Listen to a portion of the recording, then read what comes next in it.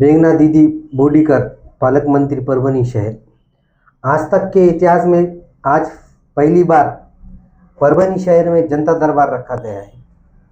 पालक मंत्री क्या होता है, आज मेघना दीदी ने जो है तो साबित किया है कि पालक मंत्री बनने के बाद क्या जिम्मेदारी रहती है। आज पालक मंत्री मेघना दीदी ने ये साबित किया है। नहीं तो अक्सर देखा जाता है कि पालक मंत्री आज परभनी शहर में जब आते हैं, वो पालक मंत्री कोई उदगीर का रहता है, कोई भीड़ का, ऐसे कई जगहों से पालक मंत्री का पद मिलता है, पालक मंत्री आते हैं।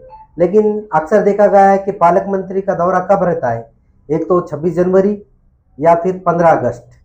इसके बाद पालक मंत्री का कोई पता नहीं रहता है। लेकिन मैं अपने मेघना दीदी बोडीकर साहब मैडम को बहुत बहुत मुबारकबाद देता हूँ, जो जनता की समस्या के लिए आज तक का एक इतिहास हो गया है। परभनी शहर में पहली बार जनता दरबार। आज परभनी शहर में ऐसा लग रहा था कि एक दिन का जो सीएम अनिल कपूर की एक फिल्म है कि एक बॉक्स बना के रखा जाता था, जिसमें जनता की परेशानियों को डाला जाता था। और उसमें से जो जिस दिन वो परेशानी जनता की, उसमें एक चिट्ठी भी नहीं रहेगी तो वो समस्या परभनी की, या समझो ऐसा एक पिक्चर में था। आज वो मेघना दीदी ने वो हकीकत में, वो ख्वाब था जो हकीकत में आज मेघना दीदी के तौर पर आम जनता को मिला है। जनता की जानिब से तकरीबन मैं तो समझता हूँ पूरे परभनी शहर जिले के पूर्णा तालुका, गंगाखेड़, मानवा, सेलू, और ये लगभग 10 बजे से ही लोग कलेक्टर ऑफिस में जमा हुए थे और सब अपनी अपनी परेशानियां लेकर, निवेदन लेकर वहां पर हाजिर हुए थे। हम भी वहां पर हमारे भी एक निवेदन लेके, हम समाज, मुस्लिम समाज की जानिब से भी हमने एक निवेदन दिया है। 21 फरवरी को 10वीं के एग्ज़ाम चालू थे। जालना ज़िले में एक स्कूल है, स्कूल का नाम जैन स्कूल है। वहाँ पर देखिए 10वीं के विद्यार्थी मुस्लिम के साथ, वो पूरा मामला वहाँ पर सीसीटीवी में कैद है। प्रशासन से विनती है कि इसकी तपासनी करें, और जो टीचर, मुख्य अध्यापक है जिन्होंने हिजाब और बुर्का निकाला और मासूम बच्चों को तकलीफ दी और उनको धमकी दी कि अगर तुम बुर्का नहीं निकालेंगे, हिजाब नहीं निकालेंगे तो हम तुम्हें स्कूल से निकाला जाएगा। अभी मैं उस जालना के स्कूल का नाम आपको बता दूं। प्राध्यापिका सीमा कुलकर्णी, उस टीचर का नाम है, पता नहीं वो टीचर है या प्रिंसिपल है, लेकिन उनका नाम सीमा कुलकर्णी है। और वो बच्ची को हाल के बाहर बुलाकर ज़बरदस्ती से उनको बुर्का निकालने पर मजबूर किया। विद्यार्थी ने विनती की कि मैडम हमारे पास कुछ कॉपी वगैरह नहीं है, लेकिन फिर भी मैडम ने कठोर आदेश दिया और एग्ज़ाम में बैठने नहीं दिया। जब वो बच्चों ने बुर्का निकाले, उसके बाद उनको एग्ज़ाम में बिठाया गया। ये पूरा मामला सीसीटीवी में कैद है। इस वजह से आज हमने मेघना दीदी को निवेदन दिया है कि अगर ये मामला सेलू में, अभी पिछले कुछ दिनों पहले सेलू में एक वाक़या पेश आया था, जो मेघना दीदी के एरिया विधानसभा में सेलू आता है, उनके ही विधान परिषद इसमें ये वाक़या पेश आया था कि स्कूल में, सेलू में एक अश्लील डांस पर मुस्लिम या कोई भी तो समाज के बच्चों को बुर्का पहनाकर वहाँ पर जो है तो एक अश्लील डांस किया गया। अगर प्रशासन उस वक्त एक्शन लेता तो आज ये जालना में वाक़या पेश नहीं आता।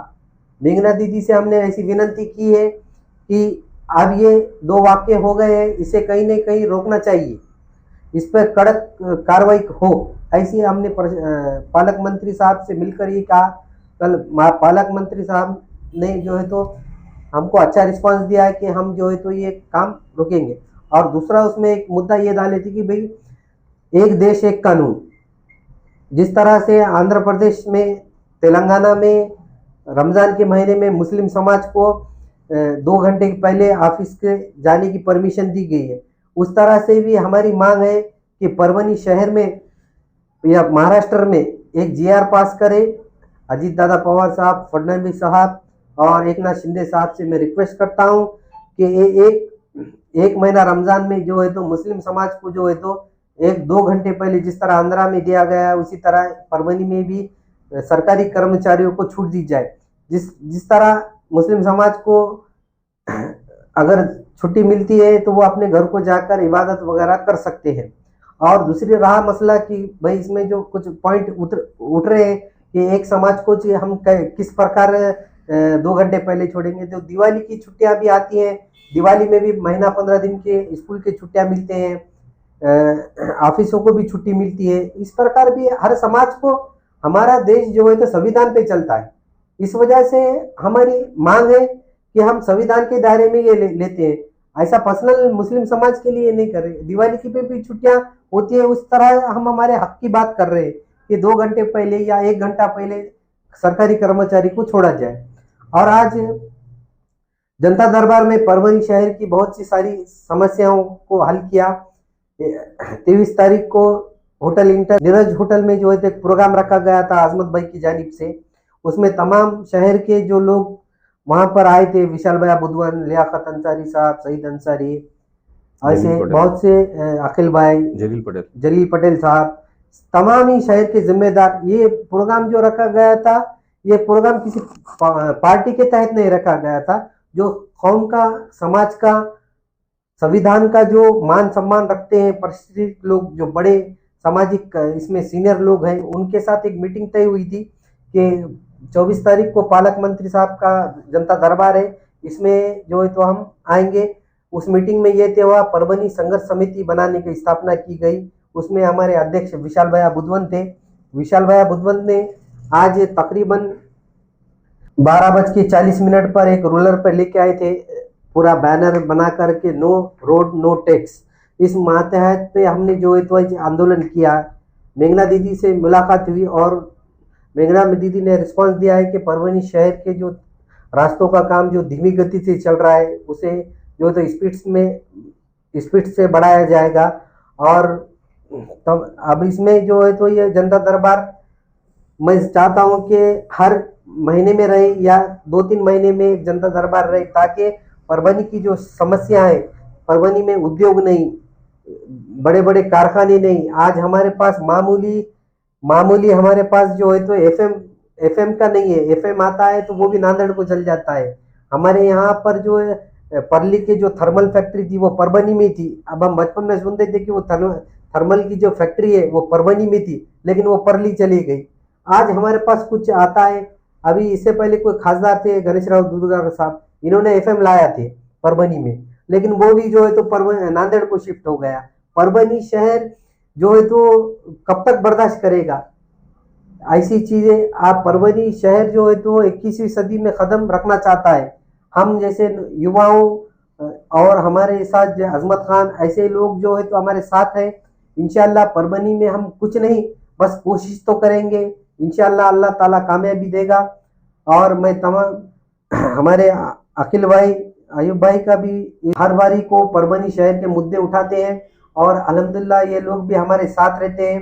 कहीं पे भी प्रॉब्लम आता है तो ये फौरन पहुंचकर उस मसले को हल करते हैं। एक सोशल मीडिया के माध्यम से मैं इनका भी तहे दिल से शुक्रिया अदा करता हूं। और खासकर हमारे अजमत खान जो परभनी शहर के लिए बहुत धड़पड़ करते हैं, उनका भी मैं तहे दिल से शुक्रिया अदा करता हूँ। खुदा हाफिज। एकता नगर में घर बनाइए जहां हर कदम पर सुकून होना चाहिए। सुल्तान बिल्डर एंड डेवलपर्स की पेशकश। एकता नगर परभनी शहर के धार रोड स्थित भीमा कोरेगांव नगर के नजदीक। एकता नगर में सर्वे नंबर 241/3 में प्लॉटिंग की शुरुआत की गई है। यहां एडवांस बुकिंग की भी शुरू हो चुकी है। इस प्लॉटिंग में नालियों और सड़कों का काम बहुत अच्छे तरीके से किया गया है, जिसे आप इस वीडियो में देख सकते हैं। यहाँ की नालियां, सड़कें और सामने की आबादी में बने हुए घर भी साफ साफ दिखाई दे रहे हैं। एकता नगर में सबसे कम दामों में प्लॉट्स की कीमत रखी गई है, ताकि रोज काम करने वाले, खाने वाले लोग भी इसे खरीद सके। ये प्लॉटिंग विशेष रूप से जरूरतमंद लोगों के लिए निकाली गई है। इस प्रोजेक्ट में कुल 40 प्लॉट है, जिसमें से कुछ पहले ही बुक हो चुके हैं। जल्द से जल्द अपनी बुकिंग कराएं, ताकि ये मौका आपसे छूट न जाए। प्लॉट बुकिंग के लिए और अधिक जानकारी के लिए आप इस नंबर पे कॉल कर सकते हैं। अथर सुल्तान 9860985357, मोहम्मद इलियास 8855888000, वहाज खान 9970443980। इस प्लॉटिंग में खास सुविधाएं। सभी प्लॉट्स को 22 फुट के रोड से जोड़ा गया है। सभी प्लॉट्स में नाली की सुविधा है। प्रत्येक प्लॉट में 2 फीट मुरुम, एलईडी स्ट्रीट लाइट्स शहर की आबादी के पास स्थित है।